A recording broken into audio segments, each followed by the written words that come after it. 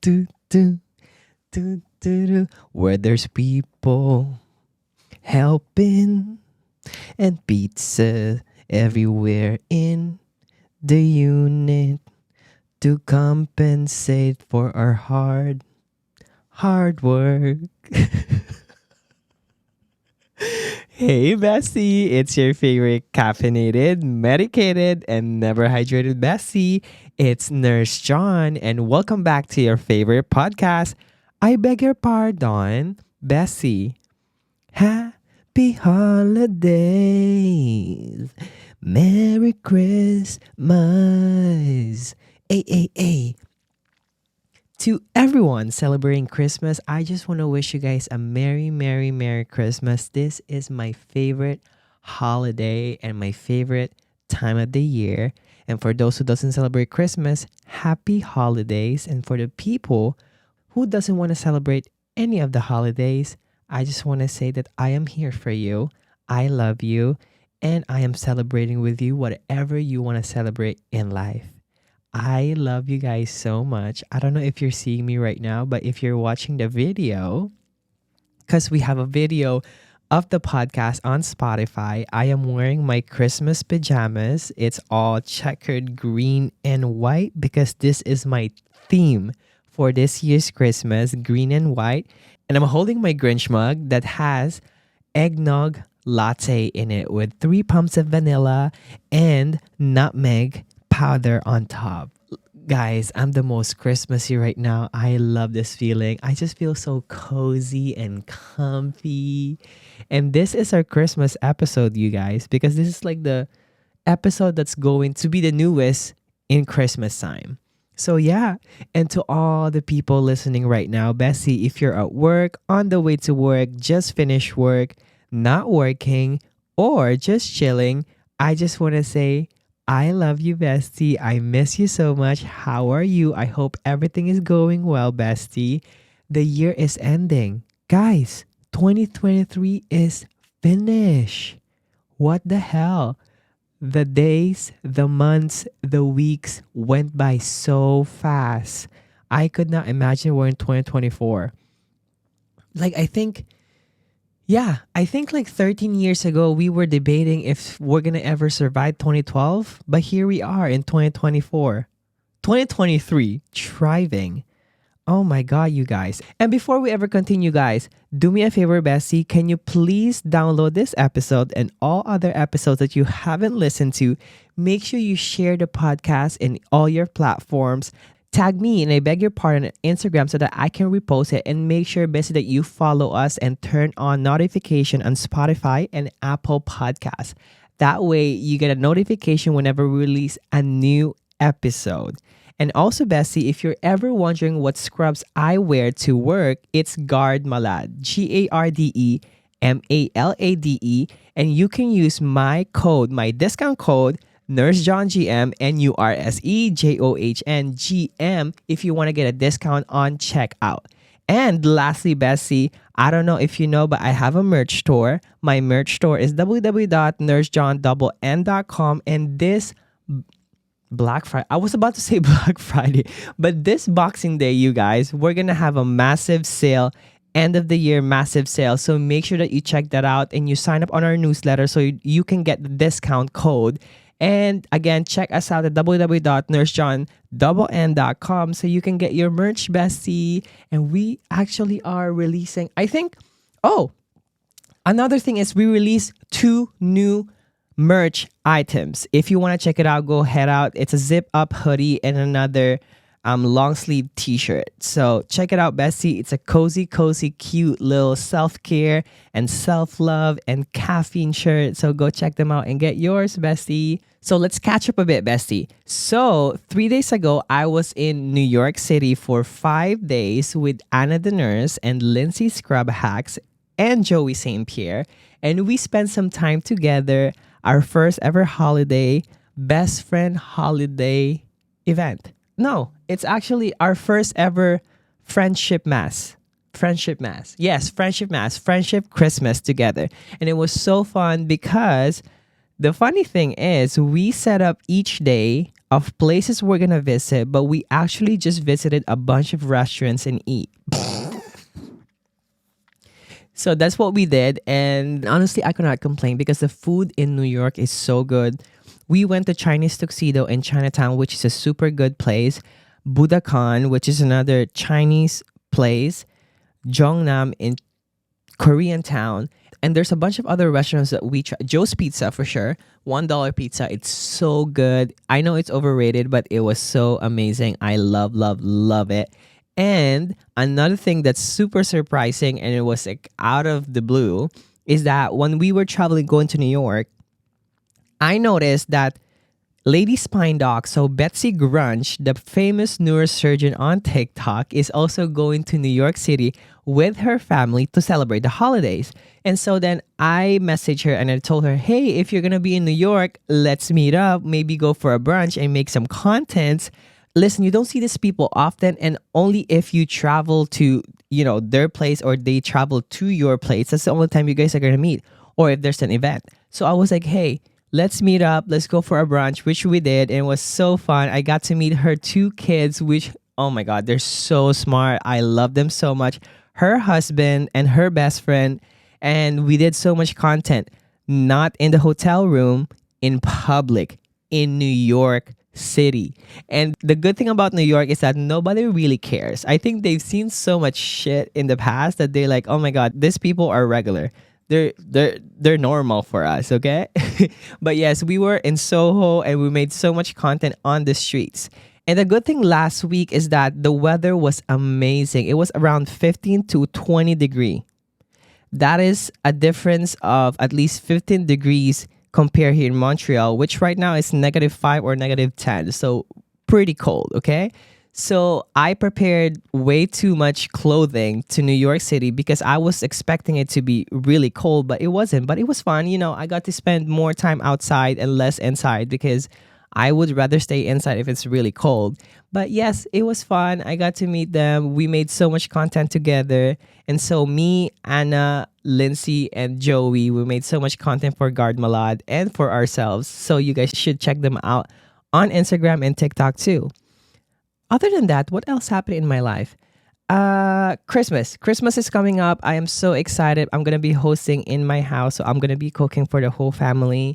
We're going to do gifts exchange in my house. So that's going to be fun.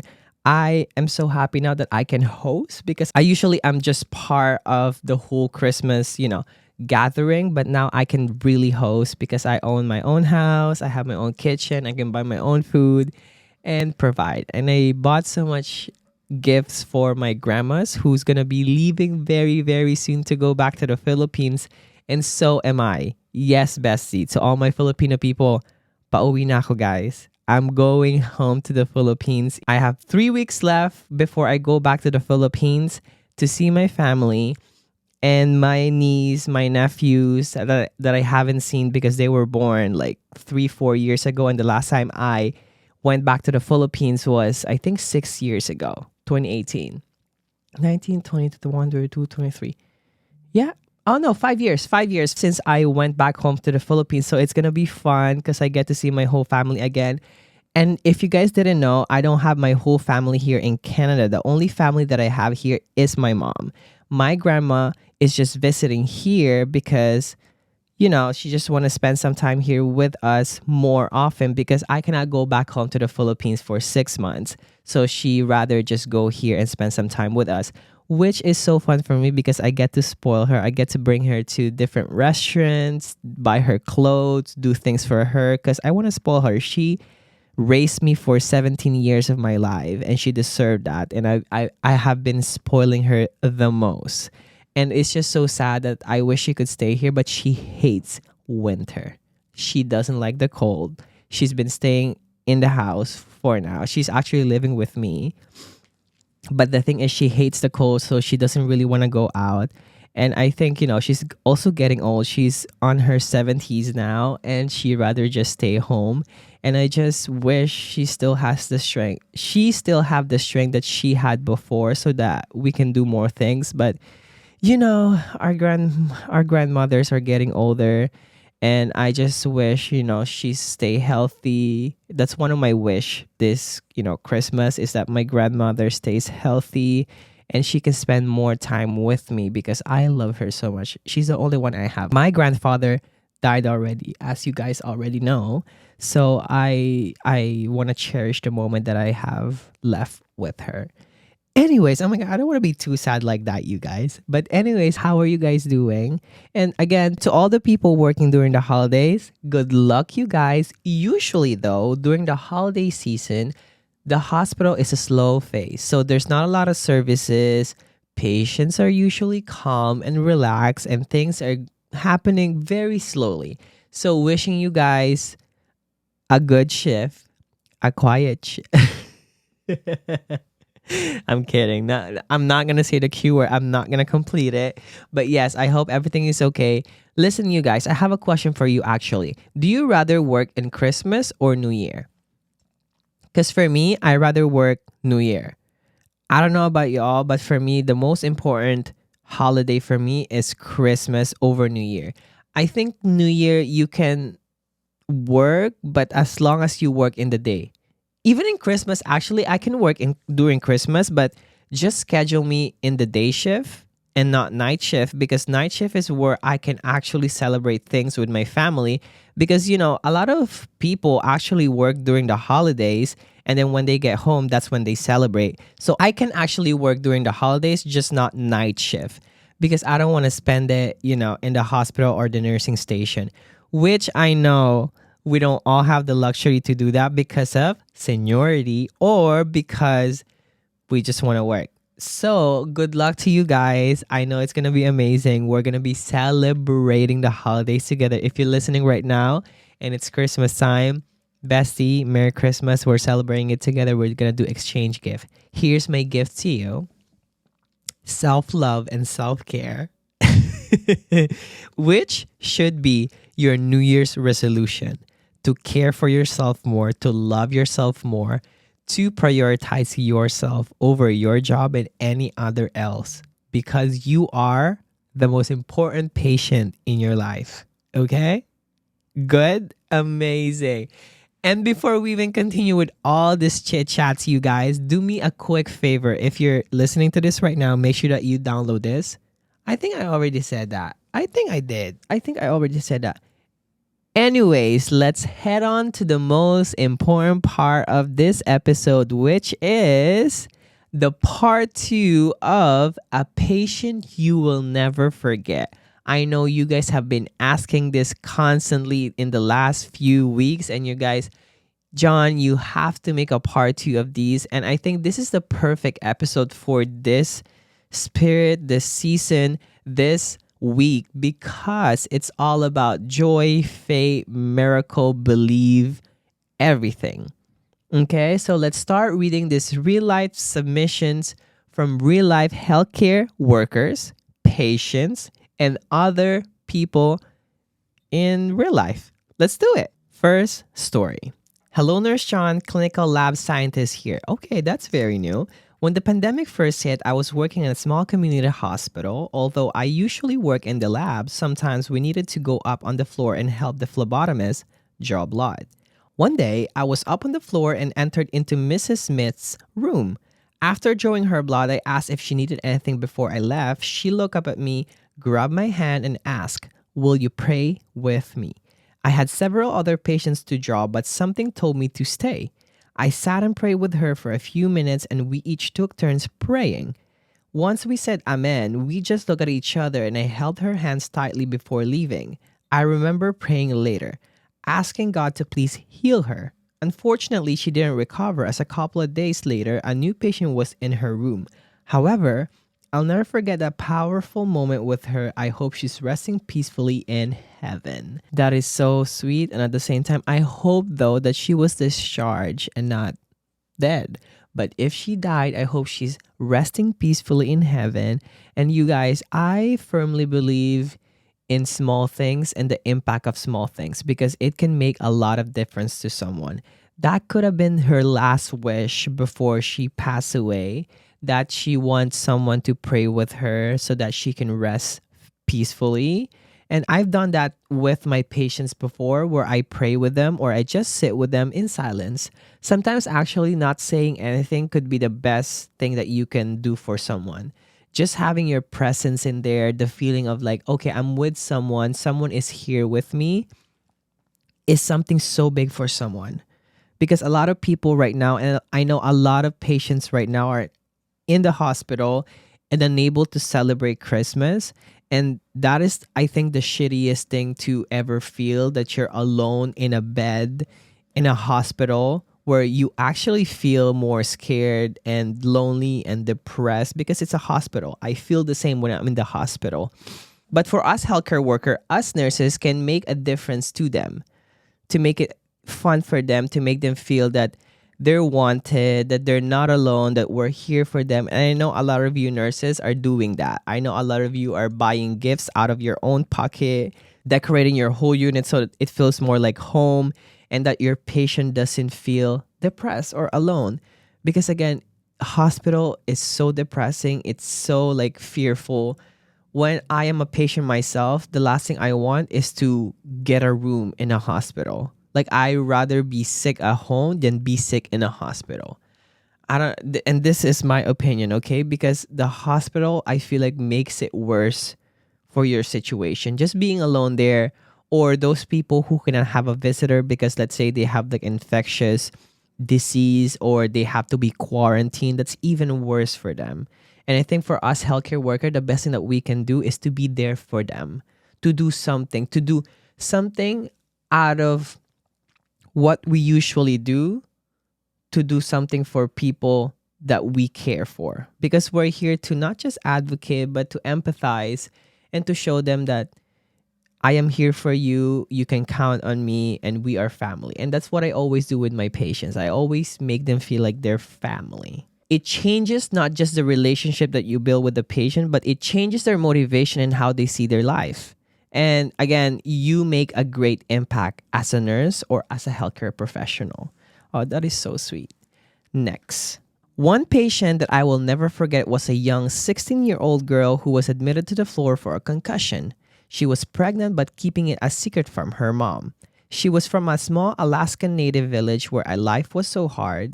I helped her to shower because she had a lot of dry blood in her hair. The hospital I work at didn't have conditioner, so I brought my own from home for her and was sitting in the shower brushing the mats out of her hair for almost an hour. I remember she thanked me for being gentle with her because the last nurse that had brushed her hair made her cry from pain. She cried to me and told me that she didn't want to go back to the village because she had to walk a mile to shower and she was worried about her pain from the concussion because the home she lived in had so many people in it, so it was always loud. I always think about this girl and wonder if she's okay. Okay, so this is so sweet. Again, I think it's more of the patient, the nurse that the patient will never forget, and that's you. Because you did something for her. You were gentle with her. You've given her empathy, reassurance, and the feeling of being safe. You made her feel that way. And it's the same thing here in Canada, because here in Canada, we have the First Nation, like the Inuit people or the people who live up north. And usually when they come down here in the city, which is here usually in Montreal, because this is the closest, I think, province that they can go down to from up north. And when they usually go down here, their diseases or whatever they're going through is worse because the medical assistance where they live is not the best. It's very small, and some of my friends actually works up north as a northern nurse, and I'm telling you, their services, what they have, their equipments, it's not enough for the cases they have to deal with. So when the case gets worse, let's say a diabetes situation, they're already in a severe stage, and they have to stay here long. It's already in the severe stage and they have to stay here in the city longer because they need to be healed before they go back up north. And it's just so sad too that all these people who owns our land, this land that we're living in, the land that we're breathing, and our house is, standing still, we cannot even provide them the care the space, the environment they need. I think they deserve to be treated the same, equally as us, or even higher, because again, these people are the real owner of this land, the First Nation people, the Aboriginal people.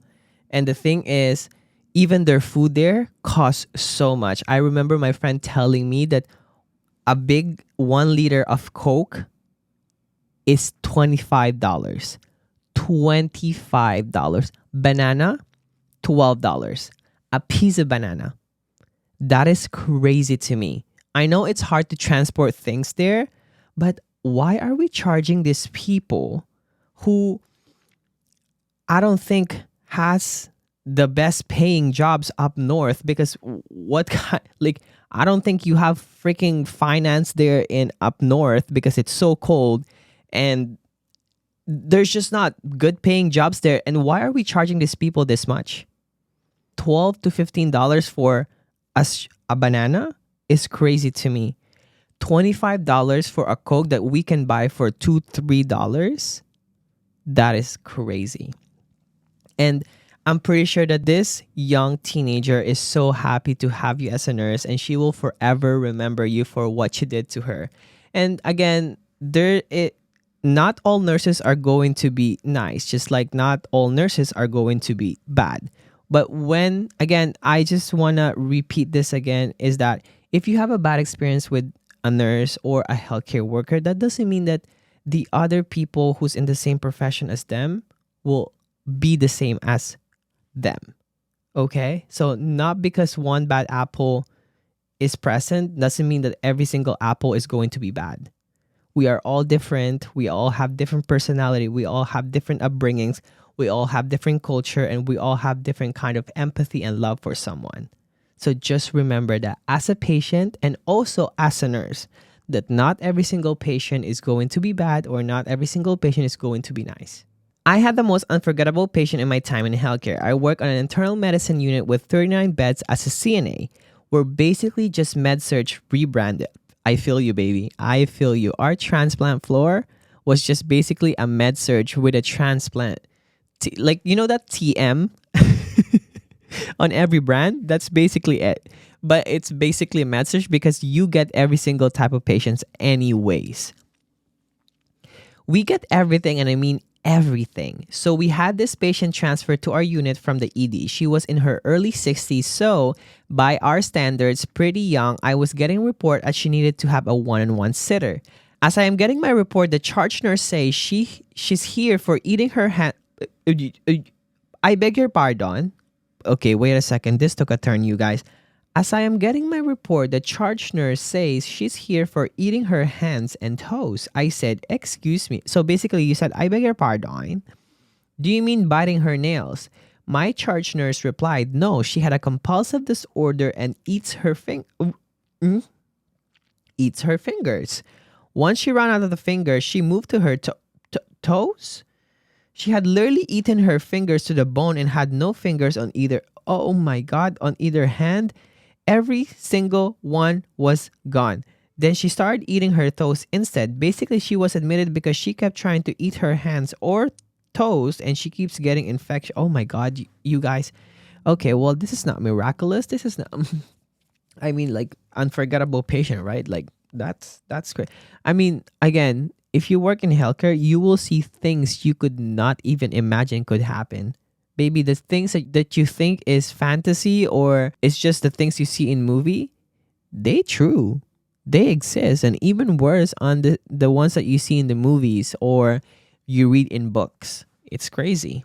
Oh my God. I would not know what to do. She probably has some type of mental illness that has to be investigated and needs attention because otherwise she's not going to have any nails nowhere. Not even her foot. Oh my God. Okay, next. I work in an infectious disease ward. One of our patients, let's call him Bob. He was about 80 years old and weighed about 260 pounds at the time and could be moved only by using the lift that was attached to the ceiling. Oh, okay. So like one of the anyways, the lift that there's like a harness that you put to patient so that you can move them from bed to chair because they cannot move. Anyways, in our ward, we have cameras in the patient's room since COVID time, so we can always keep an eye on them from the nurse's station. Anyways, Bob was sometimes disoriented, and one night around 3 a.m., things always happen at 3 a.m.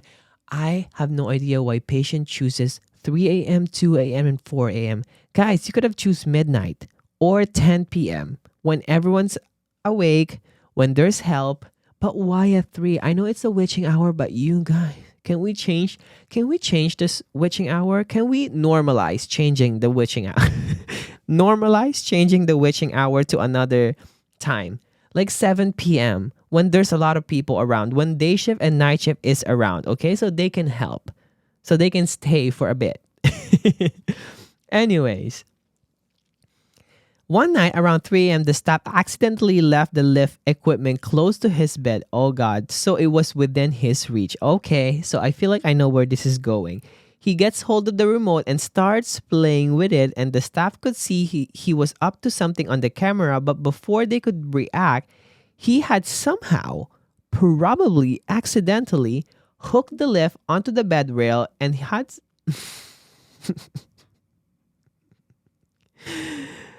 started to push the up button. So there goes Bob, lying in his bed that is slowly rising towards the ceiling. Eventually, the other patient in the room was woken up by the sound of Bob's bed turning 90 degrees sideways and crashing on the floor, and he pushed the call button. The staff found Bob lying still in the bed but on the side rails, and turned out he did all this while talking to his wife on the phone at the same time. I beg your pardon? Bob was not hurt. Thankfully, when the staff got there, he told his wife the bed just turned over and now I'm on the floor. Bob had no idea what was going on. That is so funny. So what did we learn from this? Because you know what? You know what management is going to tell you? What could you have done differently? But you could have done differently in here, which is a good question actually in this situation, is double check, triple check before you leave the room. Because man, if I was the other patient next to Bob and I see Bob's freaking bed lifting up, I would scream, because that for me is exorcism, baby, and it's not happening in my watch. And I'm not even going if I was the nurse. Imagine I'm rounding at 3 a.m. and I just flash my light and I see and Bob's freaking bed is not there on the floor, and I look up a bit and it's up high. Absolutely not. I would be running, baby. You're not gonna see me on the nursing station, not in the hospital, outside where there's people around, next to the security or something. I am an ER doctor now, but during my training, I had one of those cases. I was doing a shift as a resident in a peds ER, and my next patient was a baby brought in by both parents with a chief complaint of weird repetitive leg and butt movements. That is so cute. That is so cute. After examining the baby with the staff and watching video of the said movements shown by the parents, my staff faked an important call. Okay, I don't know where this is going. And left me to explain to the parents, a young reserved Asian couple, that what they were concerned about was actually an equivalent of pediatric masturbation. Pardon? The parents' English was basic and French non-existent, so I had to explain in detail that their baby was simply discovering their body and finding some pleasurable movements, aka the equivalent to masturbation. Hashtag awkward. That is so... I mean, listen, if I was the parent, I would probably be so concerned too, because I have never heard of pediatric masturbation. Like that is something I have never heard before. But I do know like around 3, 4, 5 is when, you know, kids starts exploring their genitalias and stuff, because that's part of their developmental thing. But I've never heard of this. This is so interesting. But at the same time, it's so funny because the parents probably think that the baby is having some seizure or some type of like, you know, illness that they don't know. But this is so funny. I was a CNA, about 18 or 19 years old. It was lunchtime, so I went to go get my residents. One gentleman's wife would come visit him from the other building. He was in the Alzheimer's building and she was in the assisted living building. That is cute. That's giving Romeo and Juliet. I knock on the door and I hear, "Come in." So I walk in to them getting it. Pardon? I beg your biggest pardon. So I walk into them getting it on with her on top. Her wig was falling off.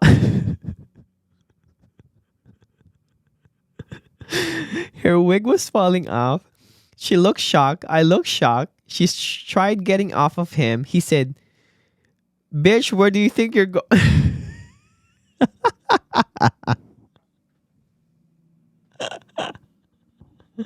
He said, "Bitch, where do you think you're going? Keep going. You're not done yet." And continued as if I was never there. I immediately turned around and told my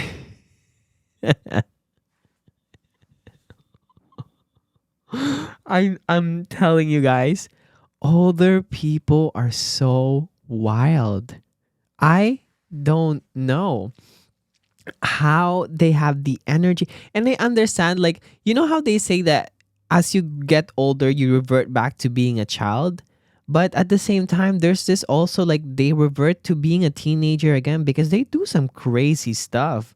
I'm telling you, like Mr. Smith climbing in the ceiling, them running in the hallway naked, them doing other things that they should not be doing. They be doing it, and you'll be surprised of the things they're capable of doing. Like, I feel like those are the things that I would do if I inhale coffee. Like, I don't know. I have no idea, but this is so funny. Whew. My first clinical shift in nursing school, I was assigned to the ICU. I know, crazy, right? This was during COVID, so we were limited with hospitals taking our cohort. Mind you, on this day, I didn't know squat, let alone anything about machines or the ICU. I had a 74-year-old gentleman who was not really conscious. He was breathing heavily, and my preceptor said, "You know what that sound is, right?" And I said, "No." She said, "It's the death rattle." Have you guys ever heard about the death rattle? I don't know how to explain it, but it's like a broken machine, but it's a sound of someone that is close to dying. That's when you know, and that's when I know when someone is about to pass in the next 24 to 48 hours. And it always happens because, again, I have had those experiences and I've never heard it. And the first time I've heard it, it sounds like those creepy horror movie instrumental that you hear in, like, Insidious. I don't know. It's crazy.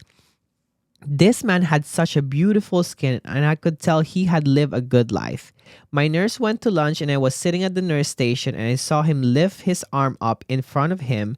I went into the room and tapped on his shoulder and said his name. He started making a crying sound and kept saying, "Mama," over and over again. I thought he was waking up, so I kept tapping on him and saying his name. He just continued with his arms out and saying, "Mama." You know why, girl? Because he is getting picked up by his mama. You know, that's basically the angel of death, baby. That patient is going to pass. Oh my god, I don't know about this, you guys, but when a patient tells me I feel like I'm gonna die, girl, if if their level of care is A, B, or C, baby girl, if it's not D, I I'm ready. I'm ready to scream for people to come into the room, get the crash cart next to the door, and make sure we have every services ready. Cause baby, I truly believe the patient when they say things like that. Baby, that's an impending doom. I don't know if you guys I don't know if you guys ever had that impending doom experience, but I'm telling you, when a patient tells you, "I don't feel good, I feel like I'm gonna die," trust. Trust your gut, trust them, because something is about to happen that you're not gonna like. Something crazy is about to happen. And again, if a patient sees someone that is non existent in the room and is a relative or someone very close to them or something, that's because they're picking them up. I don't know how. This is not a Halloween episode, you guys, but at the same time, it's this is something that happened commonly in nursing, and I'm pretty sure that palliative nurses, I don't know how they deal with it, but they experience this more often than acute med surge ER nurses, because they're the one dealing with people dying, and I don't think I can deal with that. Cause baby, if there if every single patient that I have in my shift sees someone or something that's not there, I'ma just think that everything is haunted, and I'm not dealing with that crap. Mm-mm. Next, I work as a care home nurse in England. I once had a resident who fell out of her wheelchair just outside the nursing home while coming back from church. It was a winter morning, so you can imagine how cold it was. She obviously had broken bones when I assessed her, so I needed to wait for the paramedics to come before we can move her.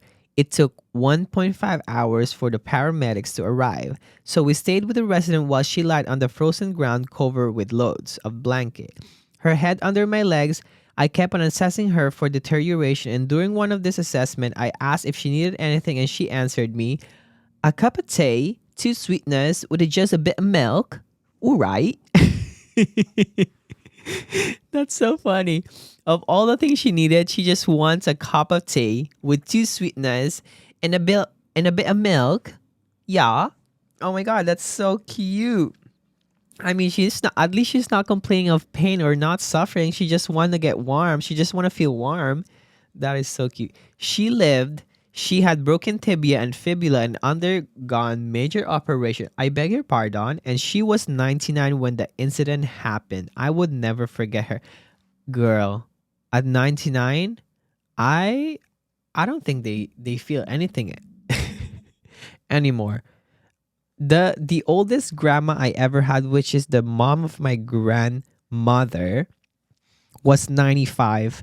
And I remember me and my cousins would literally help her bathe, feed her, but she was really strong. And again, I don't know if this is just me in my observation, but like older people, like from that, generation from 1920s, 1930s, 1910s, they live such a long life and they're healthy and they're able to move at that age. She was 95, but she can walk.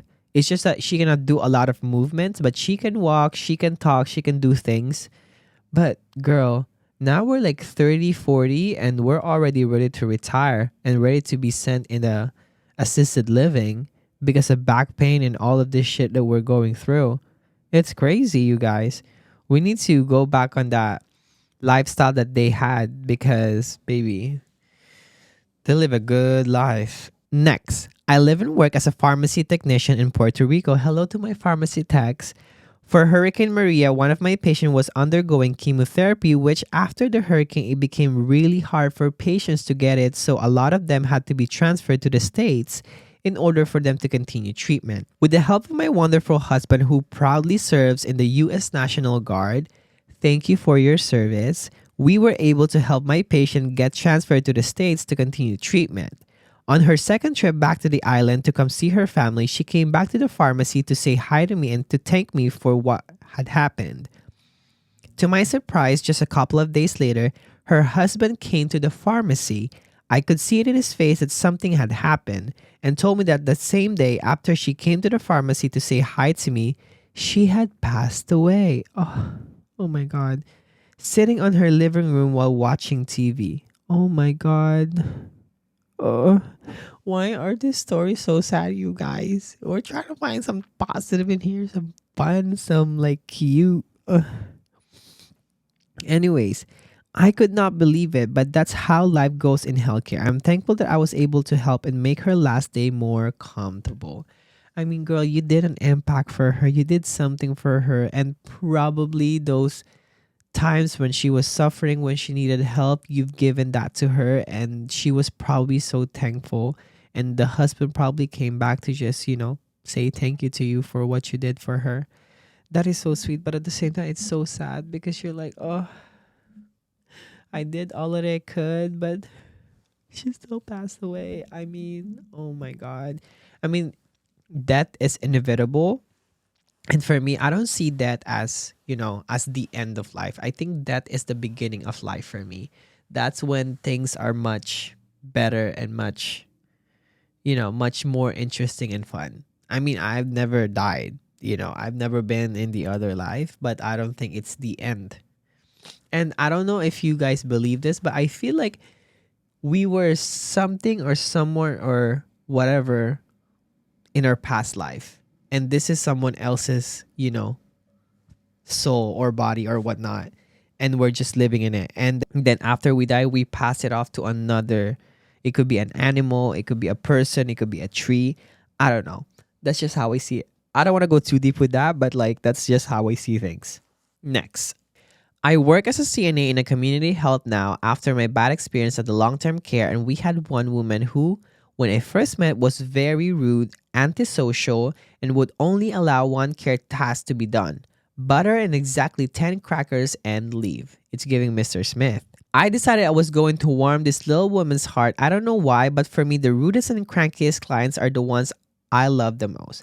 Okay, before I read this whole story, I just have one thing to say, and that is for me too. I love the crankiest, rude patient, and then I can turn them into more empathetic, more loving, more understanding people. Because honestly, I don't think people are cranky or people are rude for no reason. I mean, those people exist, okay? That's some mental illness that you gotta deal with type of thing. But a lot of people in the hospital, you have to understand them, like, being in their shoes type of situation, because you don't know what they have gone through in life for you to judge them or to think that, oh my God, you are this bitter or you are this rude or angry your whole life. How shitty your life could be. You know what I mean? People have gone through so many things and you don't know that. People have so many traumas and experiences that put them to the situation where they at right now in their life. Like for me, I'm not gonna be sitting here talking to you guys, giving all these advices out of nowhere. It came from past experiences that brought me here. My burnout, my story of becoming a nurse, my experiences as a nurse, and it lead me here. But again, like I'm saying, like you would not know everything that I go through unless you've been in my shoes, and you will never be, because we all are unique and we all have different experiences. And the only way you could do is to make sure that you understand, you don't judge, and you try to put yourself on someone else's shoes and be like, okay, for me to judge someone without knowing their life or what have happened to them, it's not for me to do. You know what I mean? You know what I'm saying? I'm sorry, I'm like blobbing in here, but I'm pretty sure you know what I'm trying to say. Anyways, continuing. This woman was a 75-year-old living with a 70% spine curvature and very little family support. Okay, that gives me a bit more information. She doesn't have any family support. Although she had a daughter and granddaughter living almost next door, she only saw the daughter for 2 minutes a day when she would drop off supper, and she almost never saw the granddaughter or the great grandkids except when they wanted money. Okay. Sign number 2. My client once told me she couldn't ever move to an assisted living because at least where she was, she could hear her great grandkids playing in the yard from time to time. As her spine curvature made very painful for her to ambulate, and she also had COPD, so she couldn't go far from her chair. She spent her life sitting in the corner of her trailer watching TV, her cats for company, and barely seeing her family. Sign number 3. I thought no wonder she's not nice to people. Every time I went to see her, I would sit and watch TV with her as long as I could. I would play with her cats and start watering her plants, most of which had become pots of dirt as she had lost interest in trying to water them. Eventually, she warmed up to me, and when her daughter announced she would not be supplying food for her anymore, this trust I had built helped me set her up with a shopping assistance plan our health authority has with the local grocery store. She could not afford much, but we found some food she could tolerate and even had a visit added to stop at the food bank to pick up food once a week for her. After seeing her for a month, she got comfortable letting me see other parts of her house, which had been packed full of boxes and in total disarray. Her family had moved her into the trailer years ago from a bigger house that she gave up for her granddaughter to have, as it was bigger and more room for her grandkids. And with her mobility issues, she had never been able to unpack. She only had 30 minutes visit, one at supper and one at night, so it took a long time, but I was able to get her spare room organized. bring out some furniture for her to use for her plants because now they were alive and doing well from the watering, and made her trailer very homey. The best part was when I found she had almost a dozen boxes of Christmas decoration.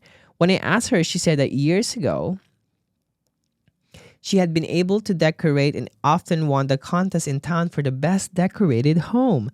That year, I set to work making the inside of her trailer scream Christmas. I'm not a big Christmas person, but to see her eyes start to sparkle as I brought out more and more decoration, it made my heart sing. We put up 3 trees, lights on the windows, the cabinets around her furniture, and even the patterns across the ceiling. I hung tree ornaments from the light string and set up her whole nativity inside so she could see it every day. She cried almost every day. She was so happy, and I cry when I think about it. I did a lot of things to warm her heart, and in the end, when she eventually got sick and began to palliate, we took care of her at home so she didn't have to leave her CNAs, who she now loved, and her cats, who were her family. I will never forget the lady who made me love Christmas. My God. Okay, so this is a story I have been waiting for. Um, wow. Wow. I just want to take a second and appreciate that, because this girl made this woman life more interesting, more colorful, more joyful. And I think this is what she's saying. She believed in Christmas because you were her Christmas. You are the gift she's been waiting for so long. And going back to the whole, like, the patient being rude, being antisocial, it it gave you all the signs why she is the way she is, because of the things that's surrounding her, the environment, the things that she had experienced in her life. Her kids not visiting her, her granddaughters and grandkids who's not even spending time with her. She just feels alone. She's not able to socialize to other because she cannot even do that with her own family. So probably for her, socializing with a stranger is even worse. So that's why probably she's antisocial. Why is she rude or angry? Because probably that's the treatment she's getting from her daughter. And it just became a habit, and now, someone just have to be patient to her, have to show her love, just have to show her compassion, just have to show her that, someone cared for her, because she cared for these people in her life, but none of them really gave that back. She even gave up her own house for her grandkids, and none of them is visiting them. And her daughter stops bringing food to her, and she only comes in for like 2 minutes. Like, that's not interaction. And I know, like, we all have our own lives, and when we start growing up, but we cannot forget our parents. We have to care for them as they care for us. And again, I'm not saying that it's your responsibility to care for your parents, but for me, I could never and would never ever send my mother in a assisted living home. I don't know. It's probably just how I was raised and who I am as a person, but I could never, because I have seen it myself. I can never, ever, ever send my mom to a long-term care facility or anywhere else where her care is going to be less than human. And I'm not saying that happens every single, places, but I'm saying that with the short staffing happening right now, with all the healthcare workers leaving the healthcare system, this older people are not getting the treatment that they deserve, the care that they deserve. And I could not imagine for a second that my mom would ever go through that. I could never. I would not. I would not be able to sleep knowing that my parents is suffering. And again, this is just for me. This is my opinion. This is how I see it. But no, I would never do that. But this story is, I think, our highlight of the Christmas episode, because this is so beautiful. You made such a great impact in her life, and even you found the reason of Christmas, and this is it. You fell in love in Christmas because of this, because of this patient. I love this so much. Thank you so much for doing that to her. Next. My first year as a caregiver, my first facility I worked in was absolutely chaotic and did not care about their care staff. I worked 50 hours, did school full time, and the resident who lived there was far from being assisted living. This is what I'm trying to say to you guys. We were practically their arms and legs, and we did absolutely everything for them. Exactly what I'm saying. I quickly burned out after approaching a year of working there, but there was one special lady that I will never forget. She loved telling stories and showing pictures of her horses and dogs when she was younger. She'd always ask me to stay with her to watch MacGyver on TV because it came on at 6 p.m. every single night. Unfortunately, I could never stay for more than a few minutes as there were almost 30 residents on each floor and more than half needed care. This resident was never good at remembering names, but one day I was a little late at work and I saw her in the dining room. I was rushing to clock in and all of a sudden I heard someone yell my name out. It was my resident. I turned around and looked at her and it made me so happy. I didn't even care about my clock in time. I sat down with her and she had the biggest smile. I ended up leaving the facility a little while ago and I really only stayed for her and some other residents I cared about. But management had become so toxic and manipulative, I knew I had to leave. I ended up visiting my resident on her birthday and gave her a little teddy bear with some fake flowers so they wouldn't wilt. I hadn't seen her after that until I just visited her a few days ago. She had declined so much that I knew that when I saw her, she could not speak or walk on her own. It made me realize that I miss hearing her tell the same story she'd tell 50 times a day and the pictures she'd show me every time I came to her room. That is so sweet. I think we will always have one patient that either inspire us to keep going to with our profession and or is a nightmare that we want to quit the profession. But I have had so many patient interaction that made me think that I am doing what I'm doing because I don't think any other profession could ever do that to someone. You know, being there for them 24/7, knowing them in less than 24, knowing their whole life in less than 24 hour, becoming almost their family or becoming their best friend. You know, it's crazy how being a nurse makes a difference. And this person is a caregiver, and shout out to all the caregivers. You guys do so much and get paid so little, but the job that you guys are doing are appreciated. And I hope you guys know that without you all, there this older people, this people who needs our assistance to be our arms and legs could never done it without you guys. So thank you so much. Oh wait, there's a continuation in the story. Seeing her after almost a year since her birthday, I tried my luck and asked if she remembered me. After a few short minutes, she held the same confused stare.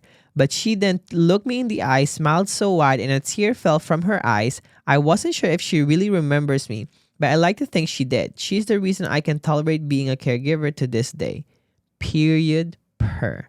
Again, congratulations and thank you so much for your service. During my stay, one nurse took the time to move the plants my parent had brought me to the window and watered it so it would stay nice until I was discharged. I know that the staff was more than likely overwhelmed with work, and I am so very appreciative of the time and effort they took to make me feel seen and cared for. I did not feel like a burden, nor did I feel like I was just a number.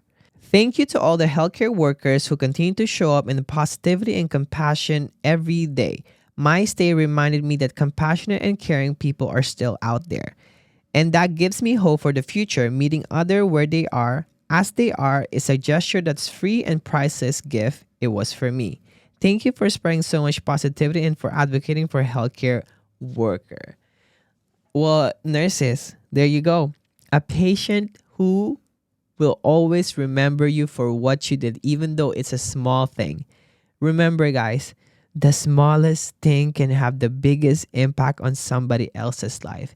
And I always remind myself that before I judge, before I criticize, before I say something negative to someone, I have to remind myself that I have never been on that person's shoes, so it is not for me to judge them, to criticize them, or to say negative to them.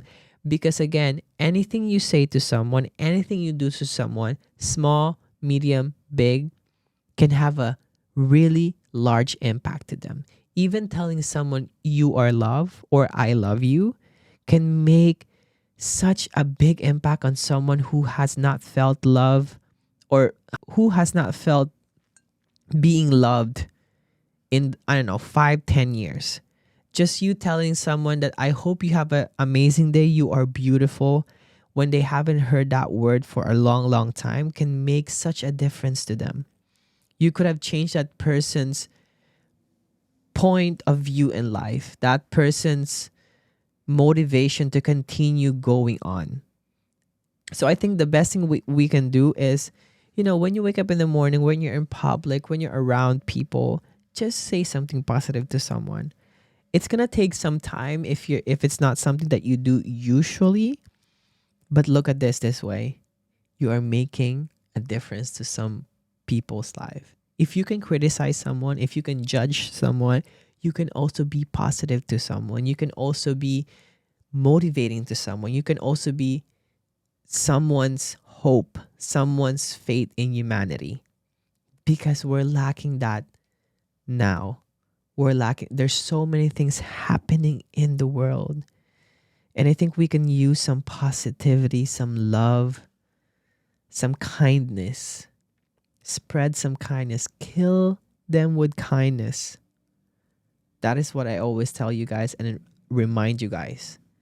Last but not the least story, this woman had a boyfriend who was always at the bedside. Before she decided to transfer to palliative, he proposed to her in a hospital room. And because she was unable to leave the hospital, they did a small marriage on our unit. It was July 2020, when patients were barely allowed to have visitors. In their case, the manager allowed to have no more than 15 people in the room. In the morning, we helped her bathe, then did her hair, put a wedding dress on her, decorated the room. It was a very touching moment for all of us. I will never forget how happy this patient was despite her knowing that she will soon die. Her story was even published on our hospital newspaper with some wedding pictures as well. We were all so happy for her. After 2 weeks, she was transferred to the palliative unit. Then she left for home and died a few days later. Being surrounded by her family and now husband, her final wish came true. And you guys gave that to her. That is so amazing because I also remember one of the unforgettable patient story I have ever had was when I was with this lady who came in, I think for she came in for abdominal pain, and they found out that she has stage 3 or stage 4 pancreatic cancer. It was getting so worse that she deteriorated really, really quick. And her last wish was to see her daughter get married. So, what my unit did is that we organized the whole wedding. We let it happen. It was during COVID times too.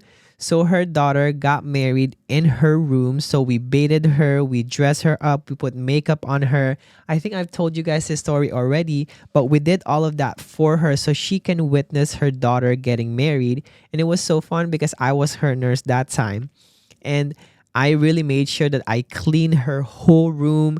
And I put one of those deodorizing things so her room smells really good. I brush her hair. We made sure that she looks amazing. And I was just outside the room when they were having the ceremony, and I was crying because I see how happy she was. Even though she's a little drugged because we keep giving her pain medication because she needs it every almost like 30 minutes and it was ordered for her. But I was so happy that she was able to be there and recognize and feel the presence of her daughter and the wedding and the ceremony. It was also very, very special to them because it was an Indian wedding. And she was so beautiful. I still remember her face. I still remember how happy she was to see her daughter get married. And I hope she's okay and she's in peace right now. But I will always remember her. I will always remember that time where she told me that I am her son. I am not her nurse anymore, that I am her son because I treated her nothing but kindness and love. And she felt like I am her son. And that for me was a lot because, I've struggled and I did everything I could to make her comfortable. And she would always just listen to me. She would not eat. She would not do anything. She would not walk. She would not follow anyone else's advices but mine.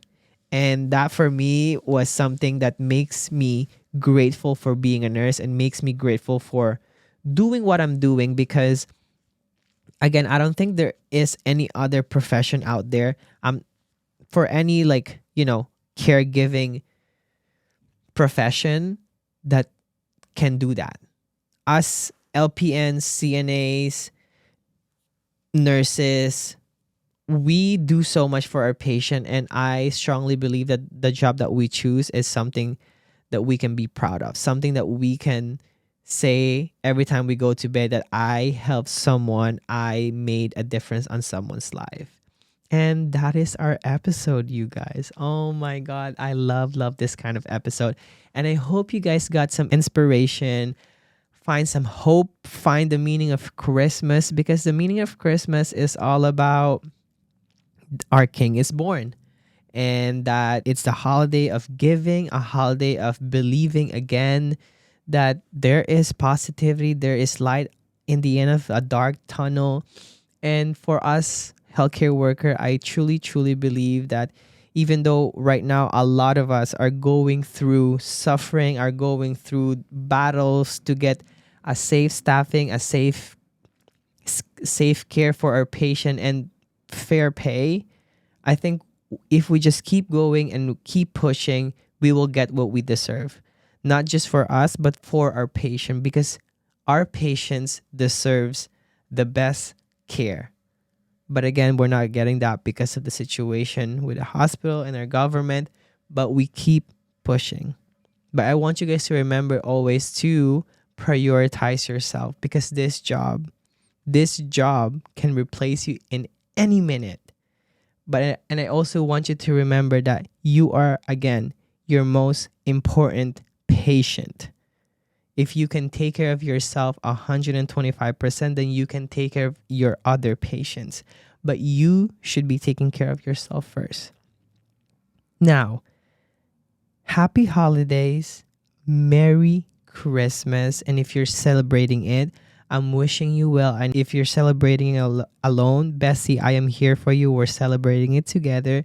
If you're celebrating it with your family, I hope you have an amazing time with your family. And if you're not celebrating, bestie, that's fine. That's why you're listening right now. This is our celebration together. Here's again my gift to you of self-love and self-care. And I love you guys so much. And please do me a favor and make sure you download this episode and all other episodes that you haven't listened to. Make sure that you share our podcast on your social media platform and tag me on Instagram, and follow and turn on notification on Spotify and Apple Podcasts. I love you guys so much. Merry Christmas. Mwah. See you guys next week.